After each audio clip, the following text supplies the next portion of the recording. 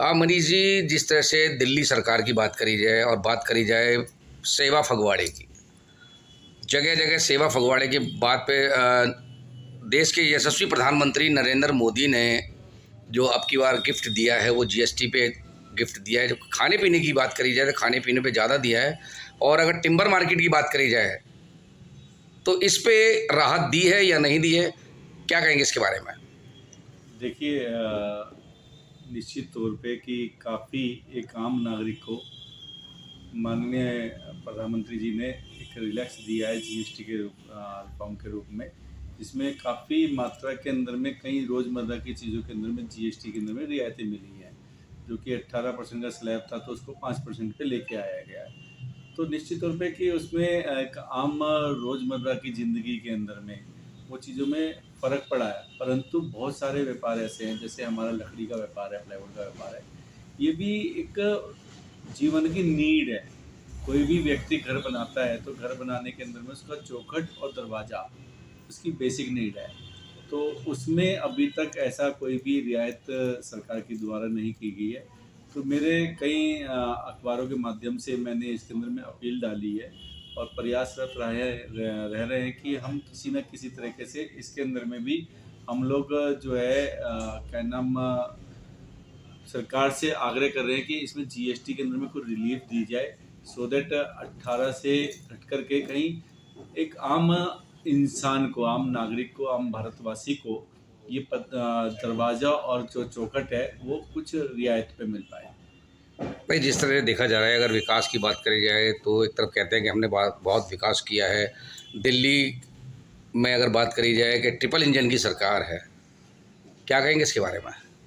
देखिए, ये सब राजनीतिक चर्चा है और राजनीति में कुछ ना कुछ कहते हैं कि ना पक्ष और विपक्ष दोनों हैं, पक्ष और विपक्ष दोनों है। हमेशा से जो है एक जो आदमी काम कर रहा है वो अपने पक्ष की बात कर रहा है और ने उसका विपक्ष करने वाले लोग पक्ष खड़े हैं। आप मेरे से बात करें तो आज जो है हम बात करते हैं अपने समाज की।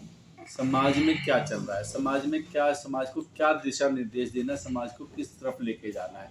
और आज हमारे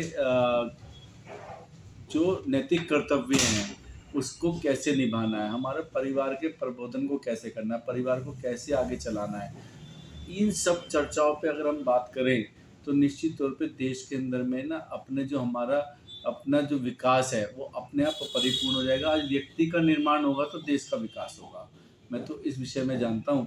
और उसके लिए बहुत सारी चीज़ें हैं जो कि हम संघ की दृष्टि से, क्योंकि आप कि आज संघ जो है अपना शताब्दी वर्ष मना रहा है, 100 वर्ष पूर्ण होने जा रहे हैं। संघ के 1925 में स्थापना हुई थी और उसको 4 चरणों में संघ ने काम किया। आज जो है समाज संघ के साथ जुड़ करके काम करना चाह रहा है, समाज संघ का काम कर रहा है। तो ऐसी आज की परिकल्पना हमारे चल रही है संघ की। तो हम उसके अंदर में हमने 5 विषय के अंदर में बात करी है।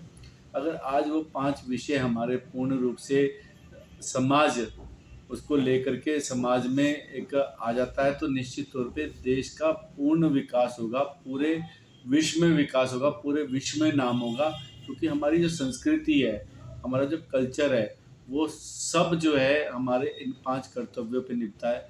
जिसमें सबसे प्रथम हम बात करते हैं तो पर्यावरण की बात करते हैं।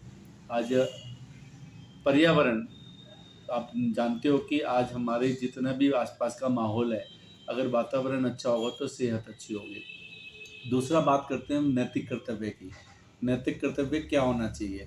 आज कोई भी हमारे किसी तरीके का सड़क पे एक्सीडेंट होता है या कोई बुजुर्ग हमारा सड़क पार कर रहा है तो हमारे नैतिक कर्तव्य क्या कहते हैं, जो हम आजकल भूल चुके हैं।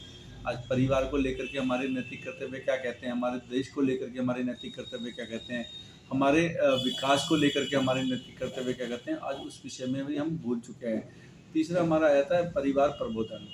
परिवार प्रबोधन पे निश्चित तौर पे आपने देखा होगा, अनेकों अनेक बार जो है परम पूज्य मोहन भागवत जी भी कह चुके हैं, अनेकों अनेक मंच से कह चुके हैं इस बात को कि जब घर का विकास नहीं होगा तो आप देश का विकास कैसे करेंगे।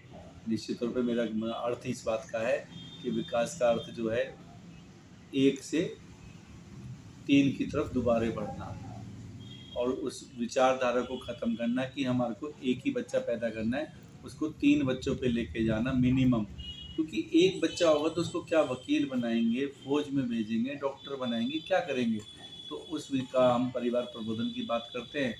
ऐसे हमारे 5 हमारे दृष्टिकोण से हमारे कार्य हैं जो इस शताब्दी वर्ष के अंदर में हम करने जा रहे हैं। तो मेरा तो आपके चैनल के माध्यम से एक सभी आपके देशवासियों से और क्षेत्रवासियों से आग्रह रहेगा कि जो संघ ने प्रकल्प लिया है इस शताब्दी वर्ष के अंदर में कि समाज को लेकर